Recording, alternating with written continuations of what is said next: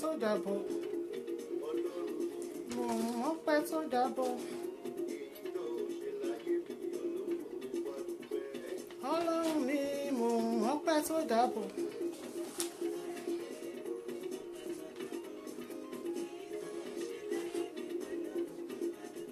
Àánú Olúwa, ọlá Olúwa. Èyí Táyọ̀ Akínwándé, ẹ káàárọ̀ bí tẹ́ wà.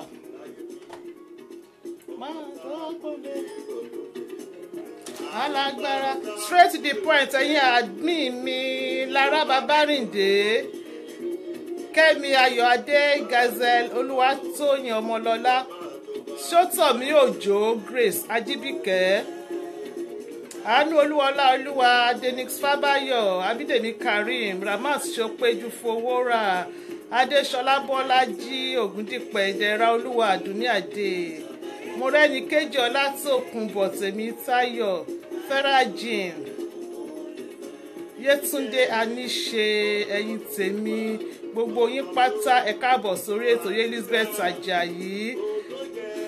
Ẹ̀yin admin mi wọ́n ní looking kinky always ma, ẹ ṣeun gan ni, thank you very much. Ọláolúwa náà ni Elizabeth Adékọ̀yà, Fúnmilọ́lá Joseph, share wọ́n ní kẹ́ bá wa share fídíò yìí. Táyé Ayẹni, ẹ káàsán níbi tẹ́ ti ń kí wa, ẹ káàsán. Debbie Títílayọ̀mí, thank you very much my beautiful darling sister. Mo sàn Yàsírí Bọ́lájí, Felicia Gòkè shared, thank you very much. Ẹ ṣeun gan ni wọ́n láwọn ti share fídíò yìí.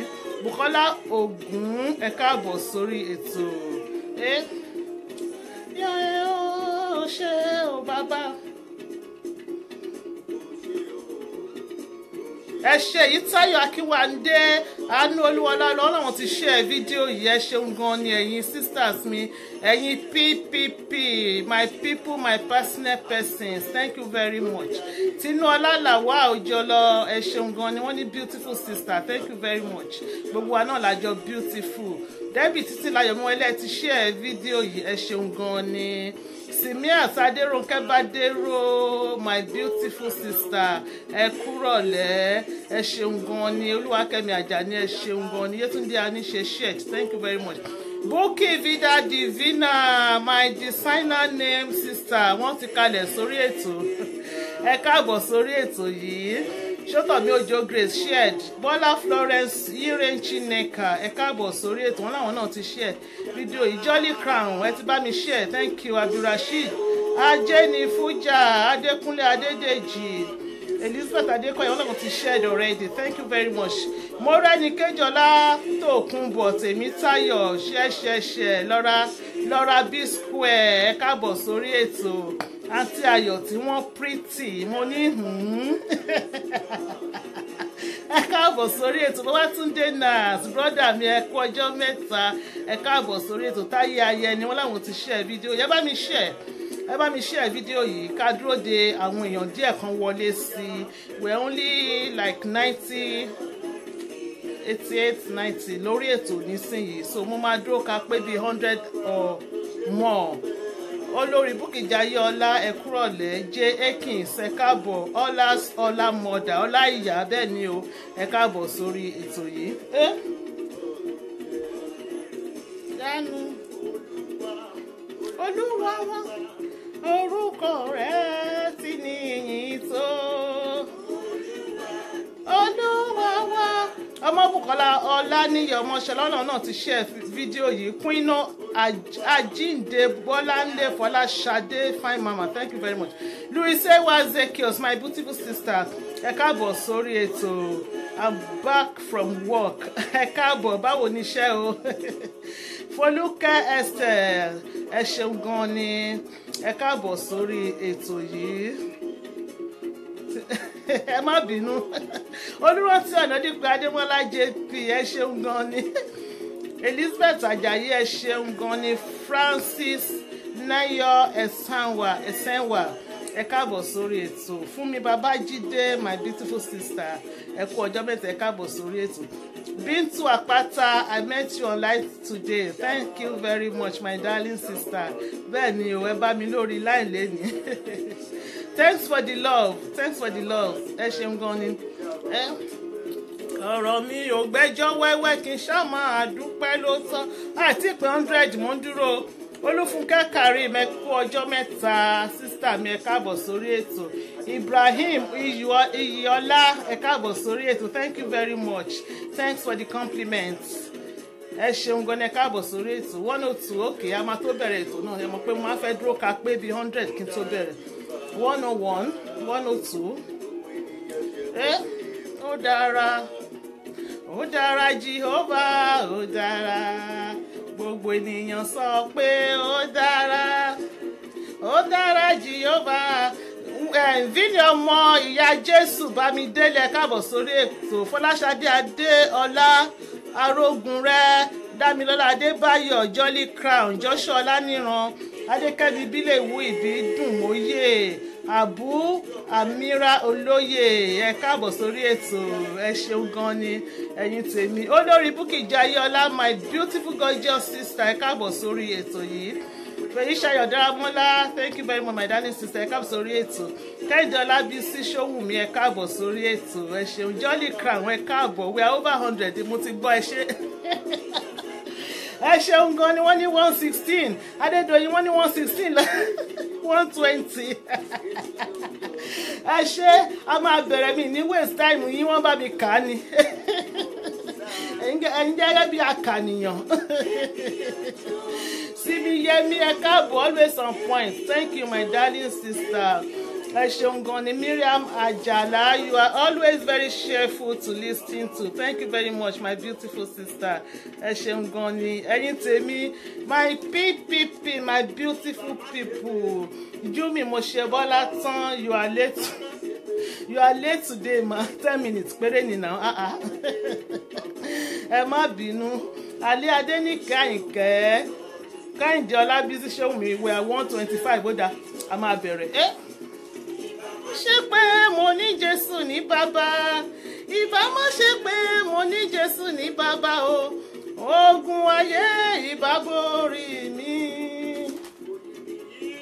àwọn olúwọ̀run àtòbájáyé ẹlẹ́dàá ohun gbogbo àgbáyé ìbá mórí kìyìn bàbá báwo ni ìbá ṣe dùn so happy new month babe favour food ẹ ṣeun gan same to you ẹlẹ́dàá ohun gbogbo àgbáyé ìbá mórí kì ẹ́ báwo ni ìbá ṣe dùn tó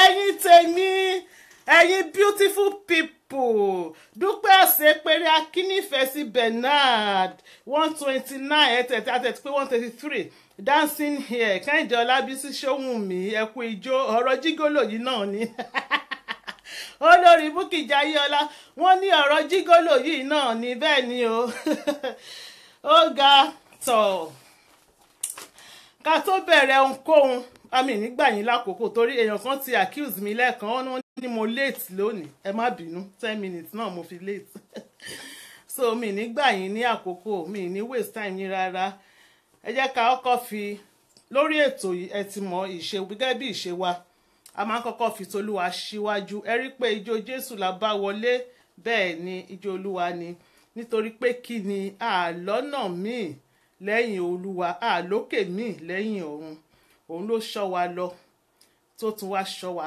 padà láti ọjọ́ Thursday tó ti kọjá láti lọ lórí ètò yìí happy new month ṣe ti rí a tún bọ́ sínú oṣù tuntun a lò oṣù October a lò kọjá a tún bọ́ sínú oṣù tuntun ó tún ṣọ́ wa wọnú oṣù yìí a ní láti fi ìbà fún Olúwa ọba àwọn ọba ọlọ́run àwọn ọlọ́run alpha omega ìbẹ̀rẹ̀ àti òpin atáyérọbí agogo alágbàwí ẹ̀dá ajíni apani ajíni ọlọ́wọ́ gbọgbọrọ tó yọ ọmọ lẹ́kùn ẹ̀ṣẹ̀ ọba lẹ́ni ọba lánàá ọba lọ́jọ́ gbogbo ọba tó fi ayé ṣe àpótí ìtìsẹ̀ ọba tó tẹ́lẹ̀ bí ẹni tó tẹ́ni tó ta sánmọ̀ bí ẹni tó ta aṣọ ọba mi lánàá lẹ́ni ọba mi lọ́jọ́ gbogbo akìkìtàn aládé wúrà ọba tó lọ kọrin kése kábíyèsí o ọlọ́run òdodo adúpẹ́ lọ́wọ́ yín àṣèbáyín lórí ètò yìí nítorí tí ẹ ṣọ́ wa lọ láti ọ̀sẹ̀ tí ó ti kọjá ẹ tún ṣọ́ wa padà lónìí. Ọ̀pọ̀ ló ti sùn tí ò jí, ọ̀pọ̀ òjò ló ti rọ̀ tílẹ̀ ti gbé mu, ọ̀pọ̀ ló wọlé tí ò jáde, ọ̀pọ̀ ló jáde tí ò wọlé. Ẹ ṣe tiwa bẹ́ẹ̀, a ò fi yọ wọ́n, Olúwa fi ń gbórúkọ yín ga ni. Kìkì orí ọ̀fẹ́ yín là ń jẹ lórí ètò yìí, Olúwa ẹ ṣeun. A ó máa bẹ̀rẹ̀ ẹ̀ báyà fi gbogbo ẹ̀ lé yín lọ́wọ́, ẹ gba àkóso. Eléyìí tá a máa sọ tá à ní sọ mí mọ́, Olúwa má jẹ́ kí a sọ, ẹ wà pẹ̀lú wa títí láé àti láéláé, àmín. So, ẹ̀yin tèmi báwo ni o ṣe wà? Lẹ́lẹ́lẹ́lẹ́lẹ́lẹ́lẹ́lẹ́ ṣe wà. Olúwa o ṣeun, thank you Jesus. Ẹ̀yin tèmi ṣe wà, ẹ̀yin tèmi káàkiri àgbáyé láti ìlú Nàìjíríà dé ìlú Europe dé gbogbo Amẹ́ríkà, Egypt, Cairo, Dubai, pátápátá káàkiri àgbáyé mo ní ṣe wà. Ẹ káàbọ̀ sórí ètò yìí. A ó kọ́kọ́ polówó ọjà. Gbogbo wa báyìí nírè kàn lọ́jọ́ òní. Gbogbo àwọn tó ń ṣe ọjọ́ ìbí nínú oṣù yìí pátápátá a kí yín wípé happy birthday, ẹ̀mí á ṣe púpọ̀ lókè èèpẹ̀. Gbogbo àwọn tí àwọn nǹkan kan dẹ̀ ṣẹlẹ̀ sí tí a mọ̀ àtàwọn tá a mọ̀ àti àwọn tí a ò mọ̀, Olúwa bá wa tù wọ́n nínú lágbára lọ́wọ́ Elédùmarè. Àwọn tó sùn nínú Olúwa nínú oṣù tí ó kọjá yìí wọ inú oṣù yìí, Olúwa bá wa tẹ́ wọn sí afẹ́fẹ́ rere. Ọlọ́run á mọ́jọ́ jìnnà síra o. Gbogbo ilé àti ẹ̀yìn tán fi sílẹ̀, Olúwa bá wa tọ́jú wọn, á dì wọ́n mú. Àwa tó kù nínú ayé náà, Olúwa á máa ṣọ́ wa, wọ́n á máa fi ìṣọ́ ẹ̀ ṣọ́ wa, á máa dáàbò ẹ̀bù wá. So, ìpolówó ọjà Pleasant Glow Body Care. Pleasant Glow Body Care. Wọ́n ń ta àwọn ìpara lóríṣiríṣi. Pleasant Glow. Wọ́n ń ta àwọn ìpara. Wọ́n ń ta kiddies butter fún àwọn ọmọ kékeré láti ọmọ òòjọ́, láti ọmọ kékeré jòjòló tán bá ní eczema, èélá àti all kind of skin rashes or disease ṣá. Tẹ́ bá ra ọṣẹ tàbí ìpara lọ́wọ́ wọn, kíákíá ni gbogbo nǹkan tí ó ń ṣe yín nínú skin yín tí ó máa lọ. Wọ́n ta glow butter fún àwọn àgbàlagbà tó ní dry skin. Wọ́n ní skin glow body milk fún stretch mark. Wọ́n dẹ̀ ní light to even make me white fún àwọn tí ó bá fẹ́ tán fẹ́ dòyìnbó. Make me white, sọ mí di funfun ló ń jẹ́ bẹ́ẹ̀, sọ mí dòyìnbó. Dark knuckles, elbows, knee and feet. Gbogbo ibi tó bá dúdú ní gbogbo àwọn ara yín tí ẹ fẹ́ kó jọ̀lọ̀, tẹ́ dẹ̀ fẹ́ kó bára mu, wọ́n ní cream fún. Hair grow, àwọn tí wọ́n bá ń já, ẹ mọ̀ gẹ́gẹ́ bí ìlú ta wà, ìlú olótùtù yìí, ọ̀pọ̀lọpọ̀ àwa obìnrin tá máa ń ṣerun ni irun wa máa ń já. Tí irun yín bá ń já, wọ́n ní hair grow, tẹ́ máa fi pa àtọkùnrin àtobìnrin ni o. Tí irun yín tó máa jẹ́ kí irun yín tó máa kún, tó dẹ̀ máa dúdú, tó máa lẹ́wà lọ́pọ̀lọpọ̀. Wọ́n ń ta slim tea, ẹ̀yin tẹ́ bá rọ̀bọ̀ bí tanti ayọ̀ báyìí tẹ́ fẹ́ di lẹ̀pa. So slim tea tó máa mú yín lẹ̀pa ní within 24 hours, ó wà lọ́wọ́ wọn. Wọ́n ń tà, ẹ bá wọn rà á wìtìwìtì. Wọ́n ń ta irun human hair, wọ́n ń ta wigs lóríṣiríṣi. Wọ́n dẹ̀ máa deliver káàkiri ibi tẹ́ bá wà, kò síbi tẹ́ lè wà, wọ́n á deliver débẹ̀. Ẹ jọ̀wọ́ ẹ bá a follow wọn lórí Instagram Pleasant Glow lórí Instagram Pleasant Glow. Pleasant Glow lórí Instagram. Contact number wọn, ẹ̀yin admin ẹ bá wa kọ sókè. Pleasant Glow lórí Instagram. Contact number wọn, ẹ̀rọ ìbánisọ̀rọ̀ tẹ́ lè pè wọ́n sí 079 048 12393 079 048 12393. Ẹ bá wọn rà á wìtìwìtì. So, fún àwọn tí wọ́n fẹ́ ṣe onígbọ̀wọ́ wa tán fẹ́ sponsor wa lórí ètò yìí, for the people that want to donate towards the smooth running of this program, ẹ jọ̀ọ́ PayPal account wa is paypal.me/Rosemary Ọmọkẹ́hìndé. Ẹ̀yin admin ẹ jọ̀ọ́ ẹ bá wa pin, ẹ bá wa kọ nọ́mbà Pleasant Glow ẹ bá wa kọ sókè 07904812393 mi tí ì rí lókè ẹ bá wa kọ ẹ jọ̀wọ́ ẹ bá wa kọ ẹ follow wọn lórí Instagram Pleasant Glow ẹ bá wa kọ sókè ẹ̀yin admin ẹ jọ̀ọ́ ẹ bá wa kọ kí n lè pin ẹ ṣeun. So ẹ̀yin tẹ́ fẹ́ sponsor wa aláwọn kan tá need lórí ètò yìí paypal.me/Rosemary Ọmọkẹ́hìndé ẹ jọ̀wọ́ ẹ bá wa ẹ ṣàánú wa Pleasant Glow body care okay ẹ ṣe nọ́mbà wọn kọ okay Instagram okay ẹ ṣe thank you very much ẹ̀yin admin mi thank you ẹ tún bá mi ẹ kọ Instagram Pleasant Glow Instagram àti nọ́mbà yẹn nìkan ẹ bá mi kọ sókè just the name of this thing and the number ẹ bá mi kọ ẹjọ kí n lè pin ẹ so kàn lè rí ká dáadáa paypal.me/Rosemary Ọmọkẹ́hìndé then ẹ bá wa lọ sí AY Beauty lórí Facebook AY Beauty ẹ like page wa ẹ ra àwọn ọ̀ṣọ́ ọdún ti wọlé dé Christmas ń bọ̀ lọ́nà àwọn jewelries beautiful jewelries ẹ bá wa lọ wò ó níbẹ̀ kẹ́ra àwọn ọjà kan náà máa wà lórí ibẹ̀ láti ọ̀la lọ tó lẹ́wà tó fine àwọn set tẹ́ máa like ẹ lọ wò látọ̀la lọ ó máa wà bẹ́ẹ̀ ẹ bá wa wò ó kẹ́ bá wa rà á.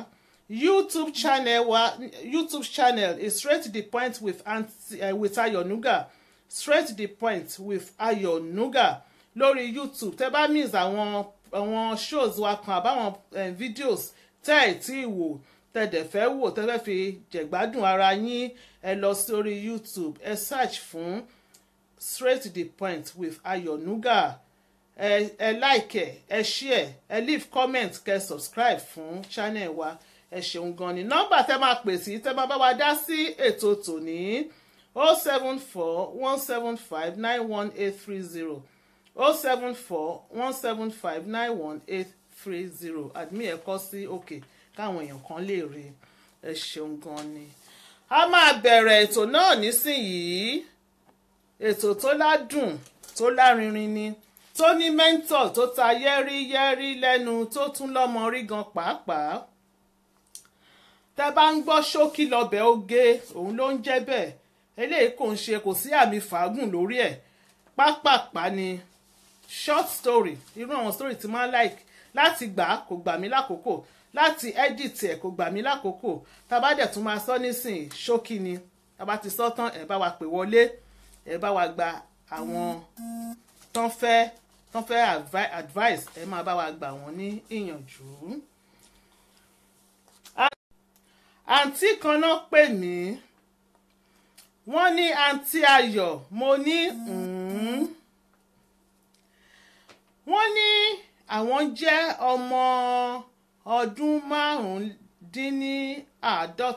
45 years old wọ́n láwọn ti marry ní ẹ̀ẹ̀mejì twice làwọn ti marry rí wọ́n ní ṣùgbọ́n gbogbo ẹ̀ẹ̀méjèèjì táwọn ti marry yìí pé kò work out àwọn ìgbéyàwó méjèèjì yẹn wọ́n forí ṣánpọ́n wọ́n ní ọkọ wọn táwọn kọ́kọ́ fẹ́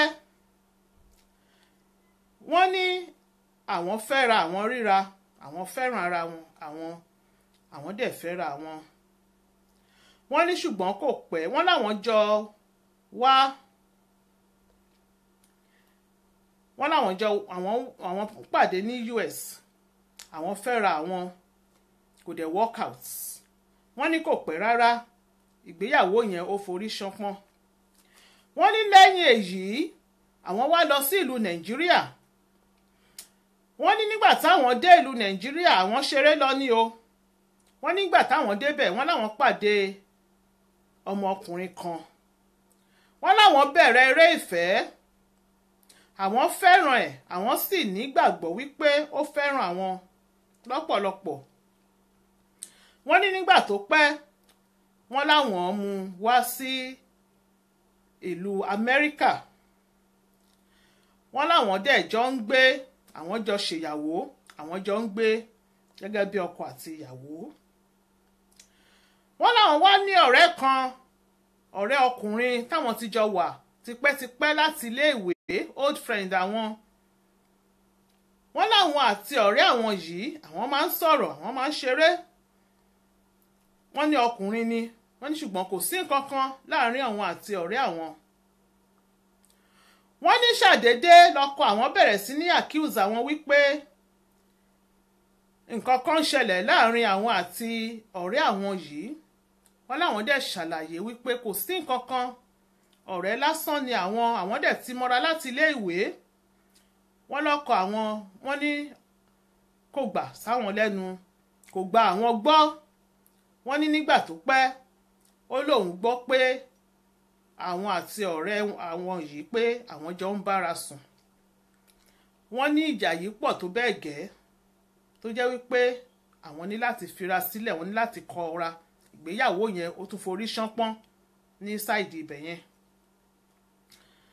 wọ́n ní nígbà tó wá di 2016 early 2016 wọ́n náà wá pàdé arákùnrin kan lórí line lórí internet. wọ́n ní ó wà ní Èkó nílùú Àbújá, Nàìjíríà ló wà nílùú Àbújá ló ń gbé. wọ́n ní àwọn wá bẹ̀rẹ̀ sí ní sọ̀rọ̀ lórí fóònù, àwọn kọ́kọ́ ń chat. wọ́n ní nígbà tó pẹ́ àwọn bẹ̀rẹ̀ sí ní sọ̀rọ̀, àwọn gba nọ́mbà, àwọn send nọ́mbà àwọn sí, àwọn gba tiẹ̀ náà. wọ́n ní ìgbà tó yá àwọn kọ́kọ́ bẹ̀rẹ̀ bí eré, wọ́n nígbà tó yá ọwọ́ ń wọ ọwọ́, ẹsẹ̀ dẹ̀ ń wọ ẹsẹ̀. àwọn tí wá nífẹ̀ẹ́ arákùnrin yìí, wọ́n láwọn bá ra tíkẹ́ẹ̀tì ó di Èkó, ìyẹn ìlú wa nílùú Nàìjíríà. wọ́n ní nígbà táwọn dé ìlú Nàìjíríà àwọn gbéra ó di Àbújá, àwọn lọ bá. wọ́n láwọn rí táwọn rí, àwọn fẹ́ràn ẹ̀, ó sì fìfẹ́ hàn sí àwọn. wọ́n láwọn lọ, àwọn tún padà dé nígbà tó yá, àwọn tún ra tíkẹ̀tì ẹlẹ́ẹ̀kejì, àwọn tún lọ. wọ́n ní ẹ̀ẹ̀mejì làwọn ti lọ rí.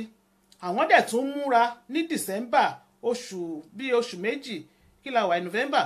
wọ́n láwọn tún múra báyìí láti tún lọ ní oṣù tó ń bọ̀ December. wọ́n láwọn tiẹ̀ ti ra tíkẹ́ẹ̀tì àwọn. wọ́n ní arákùnrin yìí ó jẹ́ ọmọ 30 ọdún ó lé ẹyọ kan, 31 years old. àǹtí wọ́n láwọn 45. arákùnrin tí wọ́n mìtì lórí láìní yìí 31, 30 ọdún ó lé ẹyọ kan. wọ́n ní ibi tí problem wà nísìnyìí, Adéyọlá Arówólò, wọ́n ní nẹ́tíwọ̀kì o. Paco Michael ẹ káàbọ̀, Jolly Crown ẹ káàbọ̀. Adéyọlá Arówólò, wọ́n ní nẹ́tíwọ̀kì, ẹ jọ̀wọ́ báwo ni nẹ́tíwọ̀kì ṣe rí lọ́dọ̀ tiyín, ẹ jẹ́ ká mọ̀. so àǹtí wa níbi tí problem wà nísìnyí ni wípé arákùnrin yìí àtìgbà táwọn ti pàdé ẹ̀, owó ṣá àwọn làwọn ń take care, àti mọ̀lẹ́bí ẹ̀ gan pàápàá. wọ́n ló ṣàfẹ́ kí ó jẹ́ wípé gbogbo nǹkan tí ó bá ti ń ṣe àwọn ni káwọn máa fún ní owó láti ṣe. wọ́n ní nígbà táwọn kọ́kọ́ táwọn lọ sí Nàìjíríà, táwọn dé Àbújá, wọ́n ní ibi tí ó ń gbé, wọ́n láwọn ò láìkí ẹ̀, nẹ́tíwọ́ọ̀kì sókè. Ọmọbùkọ́lá Ọláníyì Ọmọṣọlá ẹ ṣeun gan ni. okay. wọ́n ní àwọn sọ fún wípé àwọn ò láìkí ibi tó ń gbé yẹn o, wípé kó lọ wá ibòmíì, pé nítorí pé táwọn bá máa fi dé káwọn lè máa ríbi dé sí, kì í pé káwọn tún máa sanwó hòtẹ́ẹ̀lì, pé ibẹ̀ ò bójú mu. wọ́n náà wá sọ fún wípé táwọn bá tún máa padà dé, pé kó ti wá ibi tí ó bẹ́tà tó dáa ju ibi tó ń gbé yẹn, àti tó dẹ̀ tún tóbi díẹ̀ ju ibẹ̀ yẹn lọ. wọ́n nígbà tó wá yá àwọn padà sí ìlú US. Wọ́n ní kò pẹ́ táwọn padà, wọ́n ló sọ wípé òun ti rí ilé, ó wá kù owó tí àwọn máa fi furnish ilé yẹn. Wọ́n láwọn sọ fún wípé kó lọ ná gbogbo nǹkan táwọn máa fi furnish, kó jẹ́ kí àwọn ó mọ̀, kó list ẹ̀. Wọ́n nígbà tó máa fi kọ list, wọ́n ló wá kọ mọ́tò car sí ara list. Wọ́n láwọn sọ fún wípé kí ló fẹ́ fi mọ́tò ṣe lára list nǹkan táwọn fẹ́ fi furnish ilé, wípé kò ní ìdí mọ́tò, ibi tí ó máa gbé tó máa wà comfortable fún àwọn àti ẹ̀ làwọn sọ wípé kó lọ wá. Wọ́n láwọn sọ pé kò ní ìdí mọ́tò. Wọ́n nígbà tó di last year yẹn, wọ́n láwọn ń lọ sí ilé. Wọ́n ní wọ́n bẹ̀rẹ̀ sí ní complain fún àwọn wípé sálárì tí wọ́n ló sọ wípé òun ṣiṣẹ́ ní restaurant. Wọ́n ní àwọn ò mọ nǹkan tó sọ fáwọn nìyẹn pé restaurant kan ló ti ń ṣe iṣẹ́. Pé wọ́n bẹ̀rẹ̀ sí ní complain wípé sálárì tí wọ́n ń san fún òun níbi iṣẹ́ yẹn pé kò tó, pé dẹ̀ wọ́n tún jẹ àwọn lówó, wọn ò san sálárì àwọn, nítorí náà ńkọ́ o òun fẹ́ resign kúrò níbi iṣẹ́. Tóun bá resign kúrò níbi iṣẹ́, òun fẹ́ máa ṣe transport, káwọn máa fi mọ́tò kóun máa fi ṣe taxi, pé nítorí náà ńkọ́ o òun nídìí mọ́tò. Wọ́n ní àwọn máa ń send owó sí lóṣooṣù. Tó bá tún fẹ́ lọ rí ìyá ẹ̀ tó máa lọ, wọ́n ní ọmọ Ìlọrin ni, wọ́n tó bá fẹ́ lọ rí ìyá ẹ̀ ní Ìlọrin, wọ́n ló máa pe àwọn wípé òun lọ sí Ìlọrin o, owó tóun máa fún mọ́mì, owó tóun máa fi wọ mọ́tò, páwọn àwọn á tún send owó sí. Wọ́n láwọn ti ń ṣe yẹn látìgbà táwọn ti mọ̀ ọ́, làwọn ti bẹ̀rẹ̀ sí ní ṣe yẹn. So wọ́n lòun fẹ́ resign, pé ní after tóun bá resign tán òun fẹ́ máa wa taxi. Wọ́n náà wá sọ fún wípé kó lọ wá mọ́tò tó dáa, pé tó bá ti rí kó jẹ́ kí àwọn ó mọ̀. Wọ́n nígbà tó dẹ̀ wá mọ́tò tó rí mọ́tò, wọ́n ní ó sọ fáwọn, wọ́n láwọn wá sẹ́ǹdì $2,000 àwọn sẹ́ǹdì ẹ̀ sí. Wọ́n lárákùnrin yìí táwọn bá ń ṣu ó máa mọ̀, anywhere táwọn bá ń lọ, bó ṣe jẹ́ wípé ó wà nílùú Nàìjíríà táwọn wà nílùú Amẹ́ríkà yẹn, gbogbo ibi táwọn bá ń lọ pátá ló máa mọ̀, làwọn máa sọ fún. Wọ́n láwọn so wà open sí. Wọ́n ní ó ṣàra ọkọ̀ yìí, ó ra mọ́tò. Wọ́n náà wá rí pé táwọn bá pè é, bójà àárọ̀ ni o, bójọ́sàn bójálẹ́, ó máa gbé aago, máa sọ̀rọ̀ dáadáa, kò sí pé kò jọ bí ẹni wípé ó wà níbi iṣẹ́ ààbò ó ń wa mọ́tò. Wọ́n náà wá bẹ̀rẹ̀ sí ní bí wípé ṣé o ò tí ì bẹ̀rẹ̀ iṣẹ́ taxi tó ló fẹ́ máa ṣe ni. Wọ́n ní ìgbà táwọn bá ti wá bèèrè lọ táwọn ń disturb ẹ̀, wọ́n ló bá sọ wípé ó ṣàdẹ̀ ti fún mi lówó tó fẹ́ fún mi, kí ló dé, ó ṣe monitor mi, má disturb mi, gbọ́kàn kúrò ń bẹ̀, ó ṣáà ti fún mi, èmi mọ nǹkan tí mo máa fowó ṣe, èmi mọ nǹkan tí máa fi mọ́tò ṣe. Wọ́n ní inú wá bí àwọn wá sọ fún wípé ṣé o mọ̀ pé o tàn mí láti gba owó mọ́tò yìí lọ́wọ́ mi ni. Ó sọ pé ó fẹ́ máa fi ṣe taxi ṣùgbọ́n ó fi ṣe taxi. Wọ́n láwọn wá bínú, inú bí àwọn. Wọ́n ní àwọn wá sọ fún wípé àwọn ò ní send owó kankan sí mọ́ o, pé mọ́tò yẹn ni kó máa fi ṣe iṣẹ́, kó máa fi kétà fún ara ẹ̀ àti ìyá ẹ̀ àtàwọn fámílì ẹ̀. Owó táwọn send sí tẹ́lẹ̀ àwọn ò ní send ẹ̀ sí mọ́. Wọ́n ní àwọn wá stop, àwọn ò send owó sí mọ́. Wọ́n ní nígbà tó wá yá, wọ́n ló wá ta mọ́tò yẹn. Wọ́n nígbà tó ta mọ́tò yẹn, wọ́n ní ó fi owó kan sí àkáǹtì àwọn, wọ́n ní ṣùgbọ́n kò ń ṣe, àwọn làwọn ò mọ iye tó ta mọ́tò. Wọ́n ló ṣàsọ pé òun fẹ́ ta mọ́tò, wọ́n ló ta mọ́tò, ó fi oye kan sí àkáǹtì àwọn, wọn ò sọ oye tó fi sí àkáǹtì fún mi. Wọ́n ní lẹ́yìn ìgbà tó ta mọ́tò yìí, wọ́n ló tún wá bẹ̀rẹ̀ sí ní béèrè owó lọ́wọ́ àwọn again. Wọ́n náà wá sọ wípé àwọn ò lè máa send owó sí ẹ, ìwọ ló fẹ́ ṣe taxi, wọ́n ló tún lọ ta mọ́tò wọ́n láwọn wá sọ fún wípé kó tún lọ ra mọ́tò míì kó bẹ̀rẹ̀ taxi pé àwọn ò lè máa send owó sí i wọ́n ló tún sọ wípé owó mọ́tò wọ́n láwọn tún send another $2,000 àwọn tún send ẹ̀ sí again wọ́n ló tún ra another car wọ́n ní from a reliable source wọ́n láwọn tún gbọ́ àwọn béèrè wọ́n láwọn gbọ́ pé lóòótọ́ ló ra mọ́tò yẹn ṣùgbọ́n kò fi ṣe taxi o ó ń wa mọ́tò káàkiri ni ó fi ń ṣe fine boy káàkiri ìgboro ni wọ́n ní recently ó pe àwọn wípé òun sọ fóònù ohun tóun lò òun ti sọnù pé wọ́n jí àbó sọnù òun dẹ̀ fẹ́ ra another phone wọ́n láwọn ní fóònù kan ló fi ń pè mí yìí wọ́n ló sọ pé òun yá fóònù láti fi pè ní wọ́n ní nígbà táwọn wá tún ṣe ìwádìí wọ́n ló lẹ́ni táwọn máa ń béèrè ọ̀rọ̀ yẹn lọ́wọ́ ẹ̀ tó súnmọ́ díẹ̀ wọ́n ní wọ́n wá sọ fún àwọn wípé fóònù ẹ̀kejì ló fi ń pe àwọn kò ń ṣe pé bóyá ó lọ yá fóònù fi pé nọ́mbà méjì ló ní pé so fóònù méjì ló ní fóònù kejì ló fi ń pe àwọn wọ́n náà wá dákẹ́ wọ́n ní àwọn wá sọ fún wípé àwọn ò ní owó fóònù o pé taxi táwọn ní kó lọ máa ṣe yẹn pé tó bá ti rí owó lórí ẹ̀ kó ra fóònù tuntun fún ara ẹ̀ wọ́n ní eléyìí tí àwọn sọ pé fóònù sọnù kò ṣe fóònù pé it's over a month nísìnyìí wọ́n ní ó sì ń claim náà ní wípé kò sówó tí òun máa fi ra fóònù wọ́n ní nísìnyìí owó ilé ti pé ọdún kan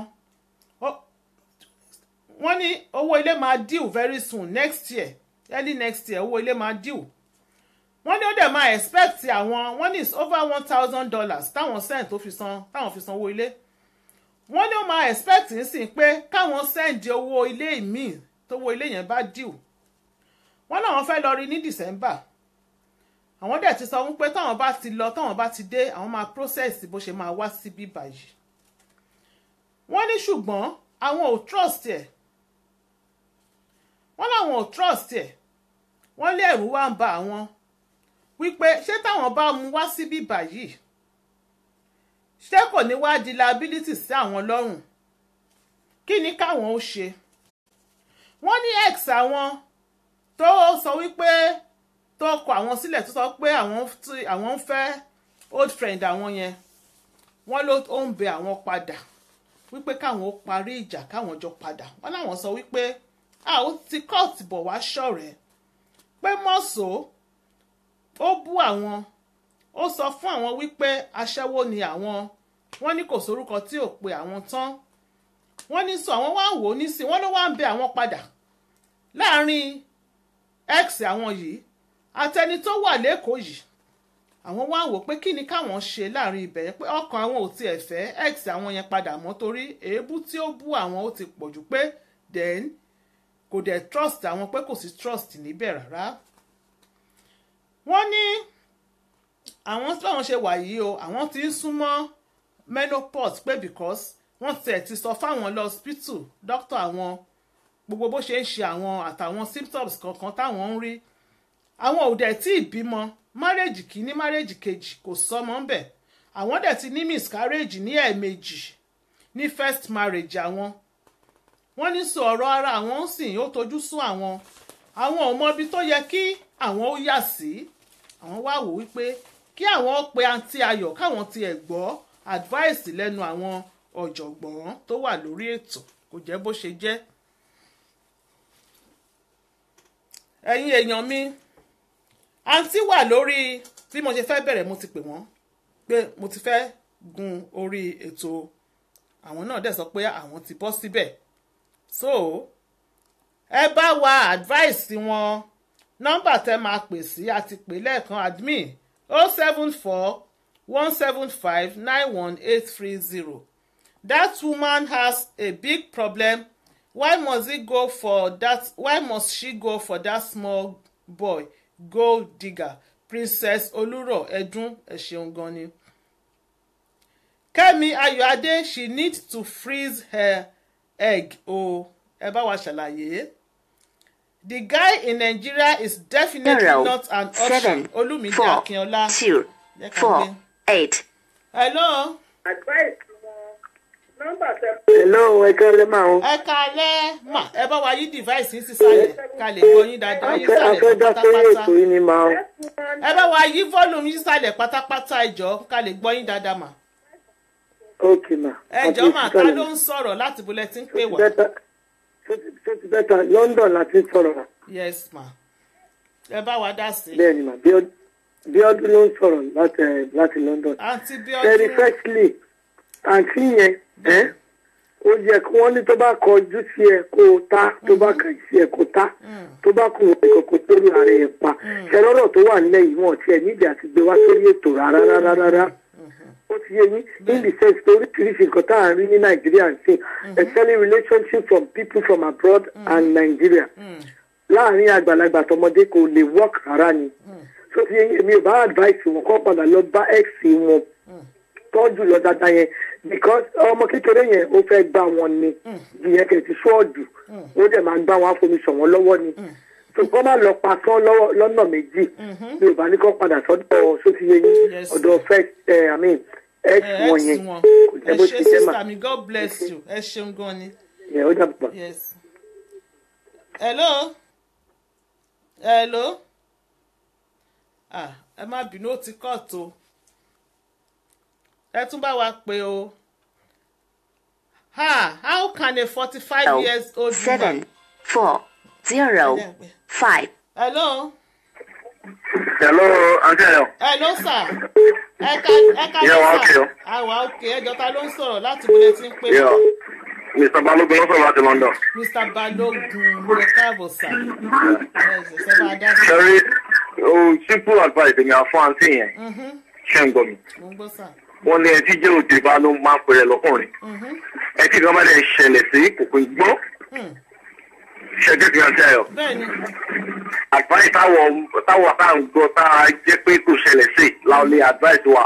Láyé advice wọn. Ọ̀rọ̀ máa ń dùn lẹ́nu ẹtí kò bá ṣẹlẹ̀ sí. Bẹ́ẹ̀ni. Bẹ́ẹ̀ni. Ayé jẹ́ kí mi mà. Bẹ́ẹ̀ni.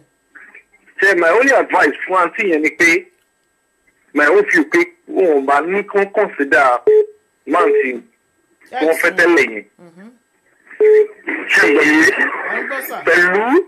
Pẹ̀lú condition tó láwọn wà àdẹ̀gbẹ́ àwọn tí ń súnmọ́ menopause. Wọ́n ní òrìṣà téèyàn ti mọ̀ ti pẹ́. Ó sàn ju ètò èèyàn ẹ̀ṣẹ̀ ń gbúrò ẹ̀ lọ. Àrí jẹ́ kí n àṣẹ ọ̀. Bẹ́ẹ̀ni.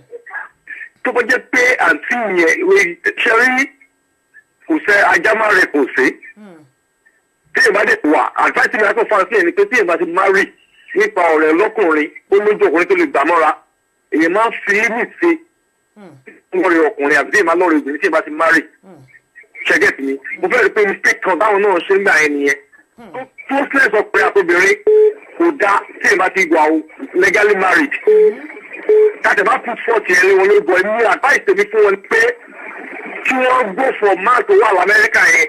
Ìgbà tó ti ń bẹ̀ wọ́n kí wọ́n máa wo ibi tó ti gbọ́ àwọn ìjàdé lórí ìdòwe ṣẹ́gẹ̀tì mi. Bẹ́ẹ̀ni. Ṣé ń gbé ní àtẹ́ ọ̀? À ń gbọ́ yín sà. Ìjàdé lórí ìdòwe. Ṣé rí gbọ́ èrè wọn tó wọ́n yẹn tó wà lamẹ́ríkà yẹn èyí ò mọ nǹkan tó fẹ́ o. Tó wà ní Nàìjíríà. Tó wà Nàìjíríà yẹn ebi ò mọ nǹkan tó fẹ́ ń tẹ̀. Because gbígbẹ́ rẹ̀ nìyẹn ti máa mọ nǹkan tí yóò jẹ lọ́jọ́ iwájú. Bẹ́ẹ̀ni. Ẹ So ṣe sà. máa yẹn tó wà lamẹ́ríkà yẹn tó ti ń bẹ̀ wọ́n. Èmi wà ní ká pọ̀ sí dá wọn pẹ̀lú èjì wọn yẹn. Ó dà sí. Tọ́lá bá dẹ̀jẹ̀ kan súnmọ́ abọ́yọ́ lọ́wọ́ kọmọ jáde látara wọn. Ṣé ọkùnrin náà ní miscarriage fún àbí ta ló ní miscarriage fún? The first one ni ẹ ṣeun gan sir. God bless you sir. Ẹ ṣe sir. So nǹkan lọ sí ọkọ Amẹ́ríkà yẹn tó ti ń bẹ̀bẹ̀. So nǹkan lè gbé sí condition tó yẹ pé wọ́n kò jọ máa pí àwọn ni. Yes. So advice mi fún wọn nìyẹn o. God bless you sir. Ẹ Ẹ máa ṣe gbé tó bọ̀ gan mà. ni. Ẹ kú ìgbà gbogbo wa o. Ẹ ṣe sir. The guy in Abuja is out of the show. Tinuola Lawal Ojolo, Princess Ade, it's too late for her. Okay, it's too late for her. Ẹ bá wa ṣàlàyé. That guy na Jigolo. Number Olórí Bukky Jayéọlá 074 admin ẹnikẹ́ bá wa pin number sókè ẹjọ́ ẹ má bínú ẹ bá wa pin number yẹn 074 ẹ kọ́ máa pin ẹ̀ 074 175 91830 anybody lè bá wa kọ nọ́mbà yẹn sókè 074-175-91830 ẹ ṣé. ok ẹ pé mo ti rí nọ́mbà yẹn tún bá wa kọ.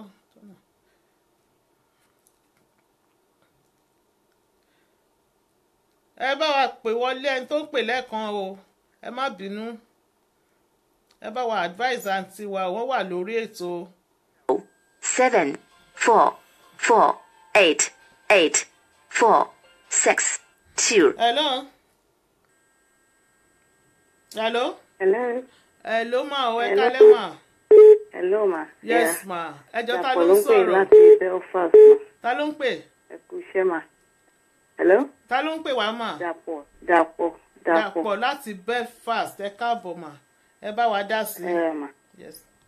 Yes ma. Topic ẹni wà very interesting. Advice mi fún lady yẹn ni pé kí wọ́n lọ bá ọkọ wọn tẹ́lẹ̀ tó ń bẹ̀ wọ́n yẹn. ex wọn. because time wà against wọn. Focus wọn ni tó bá wà still wà interested ó sàn kan fẹ́ bí ọmọ. Ọmọ nìkan focus lórí ń sìn. Because táwa Yorùbá máa ṣe ń sọ èrè obìnrin ni ọmọ tó bí. Bọ̀bọ̀ ti Nàìjíríà tó yàn jù wọn lọ yẹn kò wọ́ ti gbogbo nǹkan tó ń ṣe fún ó máa ní relationship ẹgbẹ́ ẹ̀ tí woman yẹn ò tí ì wà aware of. Nǹkan tó fẹ́ ṣe ni pé ó fẹ́ lò wọ́n kó fi set ara ẹ̀ up. So tí woman yẹn bá gbọ́n kán focus lórí ọmọ bíbí kan lọ bá ẹni tó ń bẹ̀ wọ́n. Tó bá yẹ pé ẹni tí kàn tẹ̀ má tiẹ̀ wò ó dáa o kò dáa o focus wọn kàn wà ní ọmọ wọn tó fẹ́ bí. Relationship yẹn lè carry on afterwards. But emphasis tèmi ni kàn ṣáà focus lórí ọmọ bíbí. God bless you aunty thank you very much ma ẹ ṣeun gan ni. yes ma ẹ kà tún gbé call mi. ẹ ṣé o aunty tó ń sọ̀rọ̀ yẹn ọ̀rọ̀ lẹ́sọ̀ o thank you very much for the advice. She should go back to her ex before menopause so as to make baby fast. Olúwakẹ́mi Linda. Richard Connolly ẹ ṣé gan tẹ́ bá wa kọ nọ́mbà yẹn sókè. The guy in Nigeria and Gigolo ó fẹ́ gbá woman yẹn ni. 6 9 0. Hello. Hello. ẹ bá wa yí volume sísàlẹ̀ pátápátá máa ẹ jọ̀ọ́. Ẹ kọ́lẹ̀ àǹtí Ayọ̀. ẹ kúrọ̀lẹ́ mà ẹ jọ̀ọ́ mà ta ló ń sọ̀rọ̀ láti ilé tó pè wá. yes ma. Ìyàwó Ìjẹ̀bú ló ń sọ̀rọ̀ láti. my PPP ẹ káàbọ̀ sórí ètò ẹ bá wa dá sí. àwa nìyẹn ẹ wo àǹtí Ayọ̀ wọ́n ní àti ìtẹ̀sẹ̀ odò tí ń gbèyàn lọ. ṣẹ́rí àǹtí yẹn ò nídìí ọkùnrin tó wà Nàìjíríà yẹn o. Kán lọ padà bá ex wọn kán parí ẹ̀. Wọ́n ti mọ̀ wá ara wọn tẹ́lẹ̀. Kán rà adjust ara wọn. Pẹ̀lú ọkùnrin yẹn kò sí wàhálà rárá. Ọmọ ló kù nínú ayé wọn ń sìn. Wọ́n ní ọmọ téèyàn bá bí tóbìnrin bá bí òun ní tiẹ̀ o. Ọmọkùnrin tó wà Nàìjíríà yẹn ó kàn fẹ́ sọ wọ́n di ATM ni o. Ó máa lọ fẹ́ ọmọ kékeré bíi tiẹ̀ tà. So àǹtí Ayọ̀ àǹtí yẹn ò need láti go further pẹ̀lú ọkùnrin tó wà Nàìjíríà yẹn. Ẹ ṣé gan ma. God bless you ma. yes ma. hello. hello. hello ma ẹ kálẹ́ ma. Hello àǹtí Ayọ̀. ma ẹ jọ̀ọ́ mà ta ló ń sọ̀rọ̀ àti bólẹ́ tí ń pè wá. Abímbọ́lá ni o láti Amẹ́ríkà. Àǹtí Bímbọ́ láti Amẹ́ríkà ẹ ṣeun ẹ bá wa dá sétò ó dẹ̀ pẹ́ tí ń pè látẹ̀kan ó kàn wọn ò tètè jẹ́ kẹ́ wọlé ẹ ṣeun ẹ bá wa dá sí. Ẹ pẹ̀lẹ́ ṣe rí àǹtí yẹn wọ́n sọ fún wa in details nǹkan tó ṣẹlẹ̀ láàrin àwọn pẹ̀lú ex wọn so àti advice wọn kàn padà sọ́dọ̀ ex wọn ìyẹn tún wà a little bit tricky. Wọ́n sọ fún wa mà bóyá ẹ̀ tí ìjọ ìwà ń gbà yẹn Àǹtí Bímbọ́ bóyá ẹ̀ tí ìjọ ìwà nígbà yẹn. Wọ́n ní pé ìjà ni wọ́n fi túká yẹn I think going back there might not be her best option. No, yẹn bẹ̀ wọ́n Because nísìnyí you bá ni. dẹ̀ advice wọn ní pé tí ìṣòro pé wọ́n ti pé 45 years. Àti Amẹ́ríkà ni wọ́n wà, wọ́n ní àwọn sperm donor. Wọ́n wá ọmọ tí wọ́n máa bí, that should be her main focus. Ṣé rí àwọn ọkùnrin yìí àti yìí tó wà l'Amẹ́ríkà àti yìí tó wà ní Nàìjíríà? Àbọ̀wá bá lọ̀rọ̀ wọn. Ọmọ yẹn gan-an ní ọkọ. So ìyí tó wà ní Nàìjíríà yẹn, ìyẹn ò tiẹ̀ kí ń ṣe option rárá ni.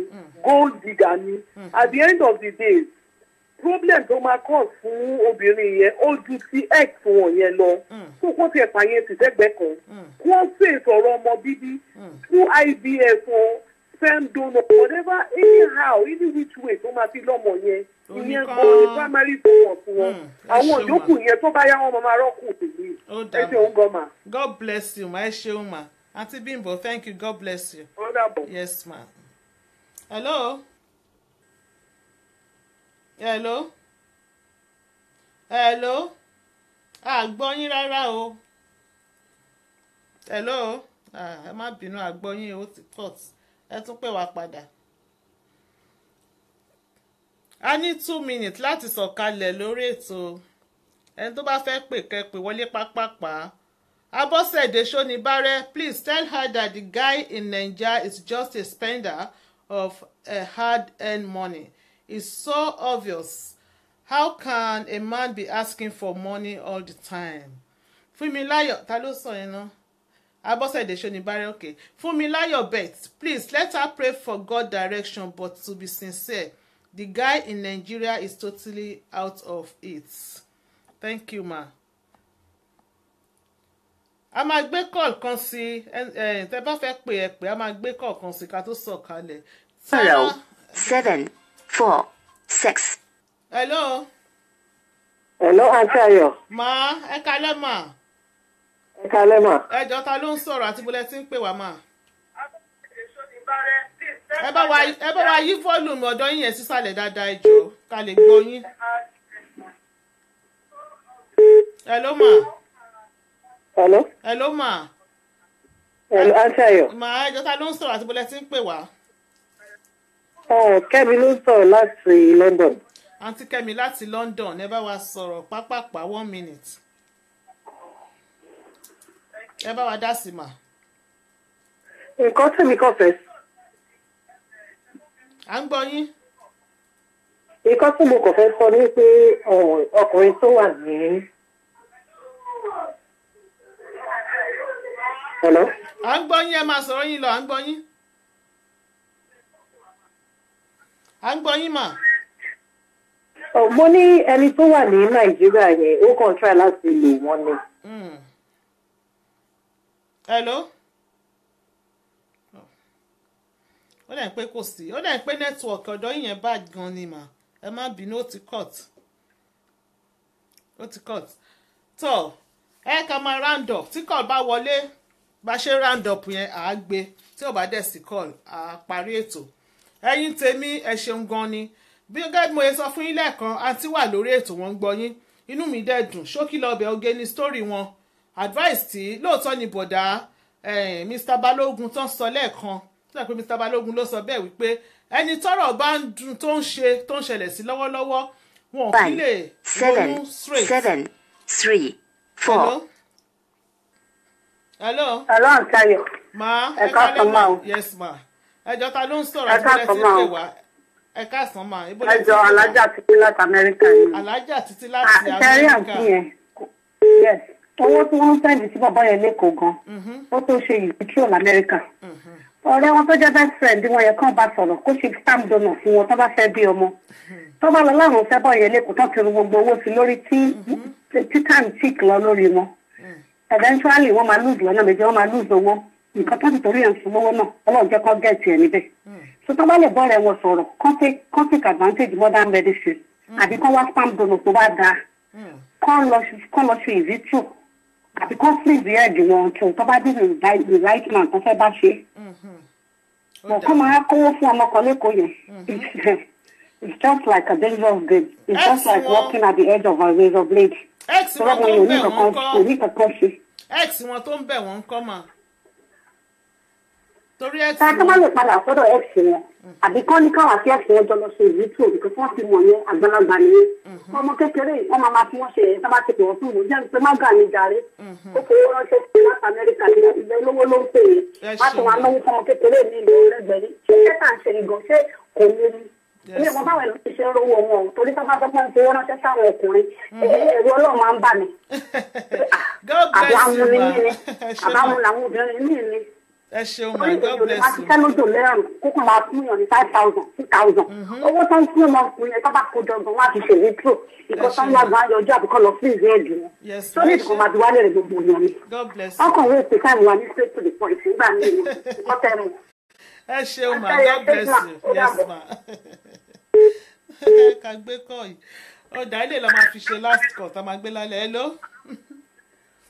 Hello? Hello sir.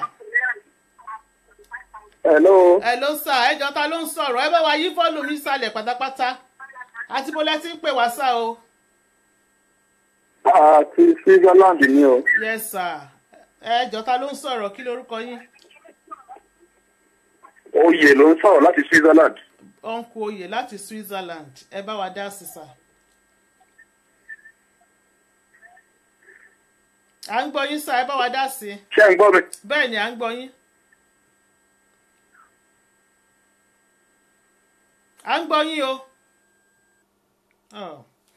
Láì pé kò sí.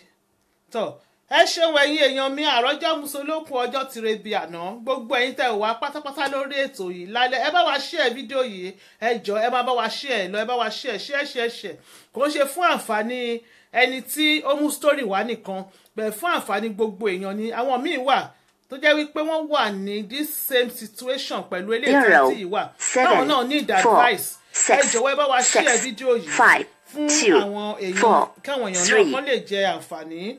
Hello. Hello. Hello ma. Hello, ẹ káalẹ́. Àǹtí Ayọ̀. Yes ma. Ẹjọ́ ta ló ń sọ̀rọ̀ àti bó lẹ ti ń pè wá? Kẹ́mi ló ń pè láti London. Àǹtí Kẹ́mi ó dà ìpẹ́ ti pè lẹ́ẹ̀kan. Mo ti pè lẹ́ẹ̀kan bẹ́ẹ̀ ni. Advice tí mo kàn fẹ́ sọ fún arábìnrin yẹn ni pé very important ọmọ wà very important. Pé kàn try láti bí according to advice ẹni tó pè láti America yẹn sọ. Pé kàn try láti kọ́kọ́ sort tọlọmọ out first. Ṣé ti yé yín?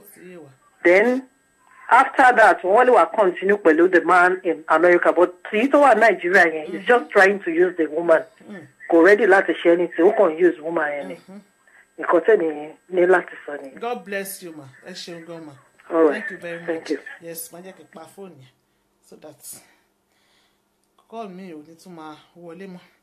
Ẹ ṣeun ẹ̀yin èèyàn mi gbogbo yín tẹ́ wò mí àdúrà la fi bẹ̀rẹ̀ lórí ètò àdúrà la wá fi ń parí torí àdúrà ni ọ̀pá kírísítẹ́nì kò sóhun tó le tí àdúrà ò lè tún ṣe. The Bluetooth device is a máa ready lọ to pair. báyìí bá ṣe ń lọ ààbò ọlọ́run tó dájú kò ní kúrò lórí wa tá bá ti ń sùn báyìí àwa tílẹ̀ ti ṣú ní bíbáyìí àtàwọn tó wà lamẹ́ríkà tílẹ̀ ò tí ì ṣú ti nàìjíríà ti Cairo ti Egypt gbogbo wa pátá oorun ayọ̀ la máa sùn ní alẹ́ yìí a ò ní tójúrun dójú kú a ò ní ti pàládé pọ̀ àìsàn ọmọ aráyé ò ní fẹ́ gba jí wa láàárọ̀ ọ̀la lágbà lọ́wọ́ Elédùmarè a ní bára wa nínú sàárè nígbà tá a bá jí ọmọ ò ní kú mọ́ wa lórí ọkọ ò ní kú mọ́ wa lórí ọmọ ò ní kú mọ́ wa lọ́wọ́ àwa náà ò ní kú mọ́ àwọn ọmọ wa lójú àdẹ̀ ní kí wọ́n kọ lórí a ò ní ṣopó ọ̀sán gangan a ò ní gba lẹ́tà ọ̀fọ̀ nínú oṣù yìí a ò ní fi tìbànújẹ́ ránṣẹ́ o lágbà lọ́wọ́ Elédùmarè ọ̀fọ̀ ò ní ṣẹ̀wá ohun tí a ò rò kò ní belé tí a ń rojẹ ayọ̀ wa ò ní pàdé ìbànújẹ́ o ìbànújẹ́ ò ní pàdé ayọ̀ wa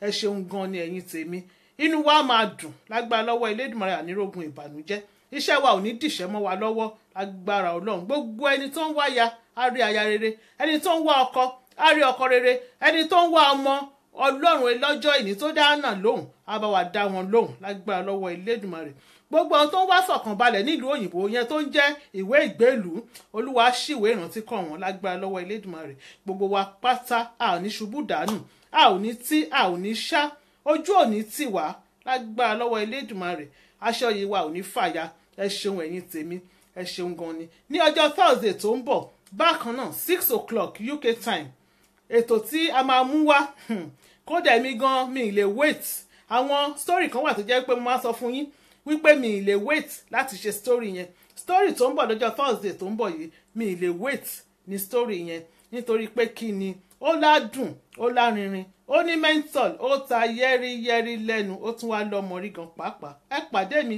6 o'clock lọ́jọ́ Thursday tí ó ń bọ̀ ẹ ṣeun gan ni thank you very much I love you all God bless you bye.